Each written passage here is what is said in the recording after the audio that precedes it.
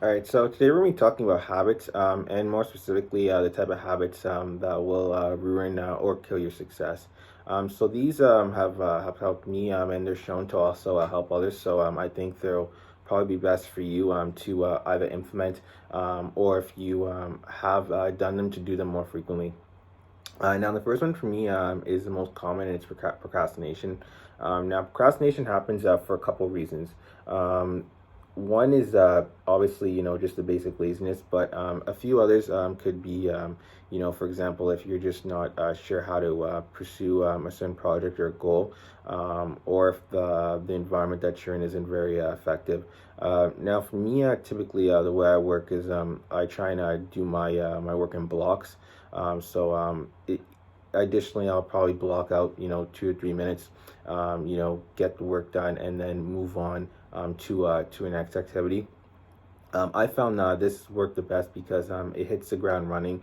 It's effective in the sense that it's not over a long period of time, so the drainage on the energy levels isn't there. And then in addition to that, you're also ensuring that the time allocation is good. So you're not losing out on other things.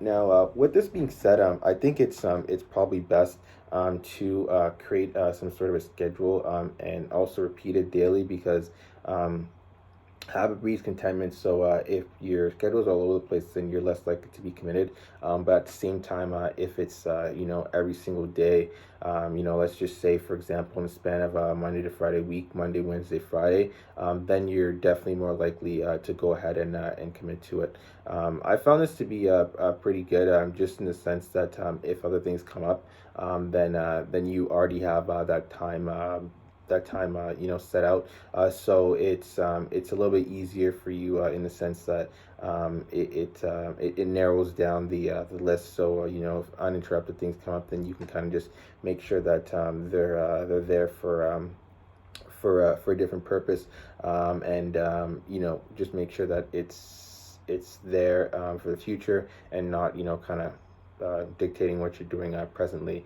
I found also too, it's very easy, based on the environment, to get distracted. Quiet places usually the best, and also the time of day. Obviously, some people are more productive during the morning hours. I'm more productive during the afternoon, evening. So typically, that's where I kind of schedule and do the blocking there. But just generally speaking, I think personally, it's definitely best to do what works for you. So if you're an AM morning person, then set out, and do the time there. But generally speaking, it all goes back to how you work. I wouldn't really try I mean, if it worked for you, but I wouldn't try these different, wake up at 3 a.m., go to sleep at 7 a.m., and then, work out again or go work at 12, and then do it again till 3.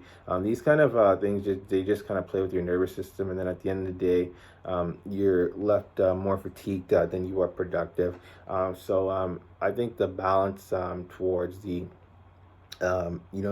pursuing of the goal, and then the time off is probably better. Just so that there's an equilibrium, and there's no burnout.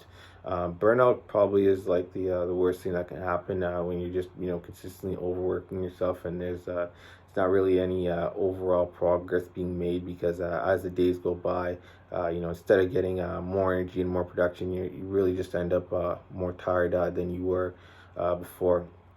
I think this happens time to time, especially me personally, when there's deadlines. So I know I have to be somewhere at a certain time, or get something done at a certain time. Then that's where like the drainage comes out, because there's a deadline. In some ways, it's good because it forces you to make sure that it's done on time.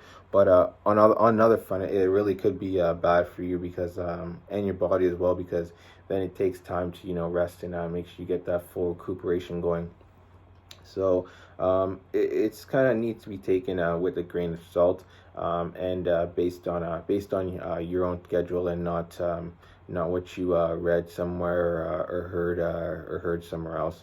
Overall, I think definitely the procrastination and the planning would probably be the best. Those are like the two foundational ones to me.